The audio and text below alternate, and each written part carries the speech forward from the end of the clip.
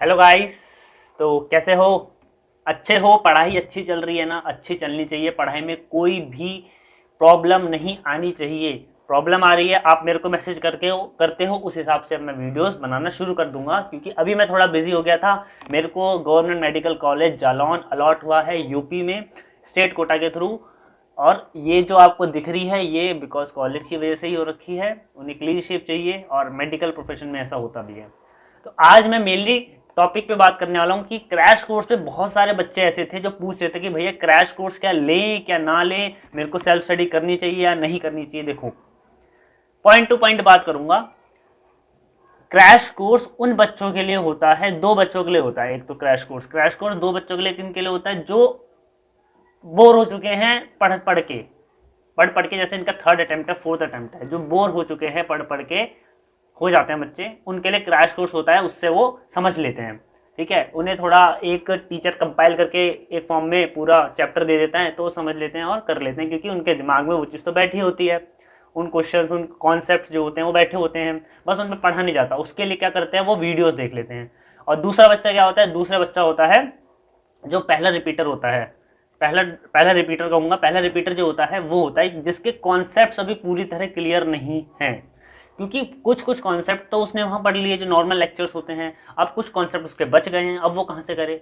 वो crash course के medium से करेगा, क्योंकि वहां पे सर आपको क्रैश कोर्स में कुछ कॉन्सेप्ट ऐसे बताएंगे जो मेनली पेपर में आते हैं। और क्रैश कोर्स का मतलब ये भी यही होता है कि जो कॉन्सेप्ट या जो क्वेश्चंस पेपर में आए टीचर्स वो लगवाए आपको। तो क्रैश कोर्स दो बच्चों के लिए मैंने बता दिया है, जो एकदम उनका लास्ट अटेम्प्ट होता है, थर्ड अटेम्प्ट होता है या फोर्थ अटेम्प्ट वाले होते हैं वो लेते हैं, और ये इधर वाले लेते हैं, क्या बोलते हैं, जो फर्स्ट अटेम्प्ट होता है। सेकंड और थर्ड अटेम्प्ट वाले पता है आपको, क्योंकि मेजोरिटी में कौन है?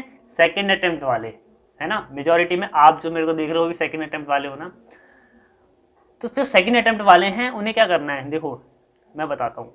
आप की बायो सही होगी, इतना मेरे को पता है, क्योंकि बायो वाले स्टूडेंट है और बायो सही ना हो ऐसा हो नहीं सकता। केमिस्ट्री और फिजिक्स के एक भी क्रैश कोर्स का लेक्चर मत छोड़ देना, क्योंकि नीट वाले बच्चों की मैंने ये देखा है कि फिजिक्स तो उनकी ऐसी होती है कि कुछ बच्चों, मतलब 99% बच्चों की बात कर रहा हूँ, 1% को हटा दो, उसमें मैं भी आ जाता था कभी कभी, जिनकी फिजिक्स जो होती है ना बहुत उन्हें हार्ड लगती है। तो फिजिक्स के लेक्चर्स देखना मत भूलना, जरूर देखने हैं क्रैश कोर्स में, जो अमर सर पढ़ाएंगे या कोई दूसरा टीचर पढ़ा देगा, पर जावेद सर है एक, अगर वो पढ़ाएंगे आपको फिजिक्स के क्रैश कोर्स के लेक्चर लेने ही लेने हैं। केमिस्ट्री में मैं कह सकता हूँ, अगर आपका जहाँ टॉपिक आपको वीक लग रहा है कि मेरा ये टॉपिक वीक है, उस टॉपिक के या उस चैप्टर के वो लेक्चर्स ले लेना, और जो प्रॉपर क्रैश कोर्स की डीपीएस आएंगी वो आपको सारी सॉल्व करनी है। और ये भी ध्यान रखना, एक बात और बता देता हूँ मैं, ये जो भी डेली का शेड्यूल प्रोवाइड होगा क्रैश कोर्स में वो आपको उसी दिन सेल्फ स्टडी करके ख़त्म करना है। मतलब सर आपको लेक्चर प्रोवाइड करेंगे, आपको डिसाइड करना है कि मेरे को बायो का लेक्चर लेना है नहीं लेना, केमिस्ट्री का लेक्चर लेना है नहीं लेना, पर फिजिक्स का जरूर लेना है, और सारी डीपीएस सॉल्व करनी है जो पुरानी भी थी और नई जो आएंगी। एक बात बता देता हूँ, जो बायो इंटर पे डीपीएस होती है ना, जो क्रैश कोर्स के आते हैं, उसमें क्या होता है ना, अगर 100 क्वेश्चन है तो 85 क्वेश्चन आपके पुराने डीपीएस के होते हैं।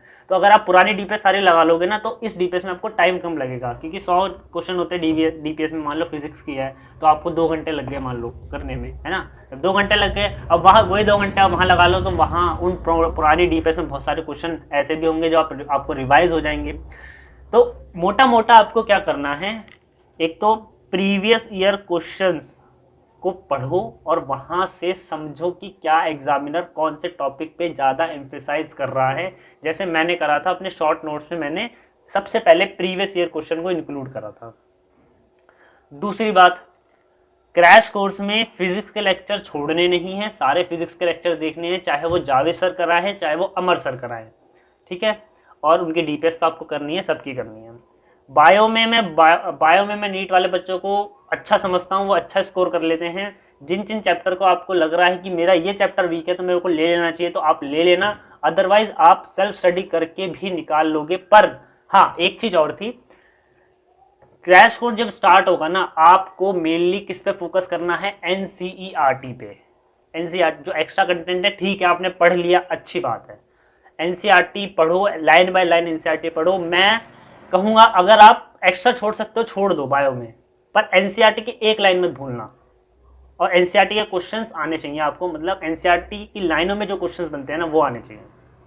बायो के लिए, केमिस्ट्री के लिए मेरे अकॉर्डिंग देखो, चिन्मय सर जो है वो आपको पढ़ाएंगे क्रैश कोर्स के लेक्चर्स में, और संजय सर भी पढ़ाएंगे। आपको जिनका अच्छा लगता है आप उनका लो, और जो चैप्टर आपको लग रहा है कि मेरे को ये लेना चाहिए वो लेना। सारे लेक्चर्स मत लेने लग जाना, क्योंकि फिर लेक्चर में टाइम निकल जाएगा। तो ये जो बात थी ये सेकंड ड्रॉपर वालों के लिए थी, सेकंड रिपीटर वालों के लिए।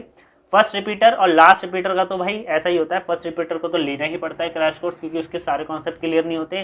लास्ट रिपीटर को लेना नहीं पड़ता क्योंकि उसके कॉन्सेप्ट क्लियर होते हैं, मतलब लेना नहीं पड़ता और ले भी लेता है। सेकेंड रिपीटर जो होता है उसको आधा लेना है आधा नहीं लेना है। अब उसको डिसाइड करना है कि मेरे को कौन सा लेना है कौन सा नहीं लेना, वो मैंने भी डिसाइड करा था, वो आप भी डिसाइड करोगे और अच्छे से डिसाइड करोगे।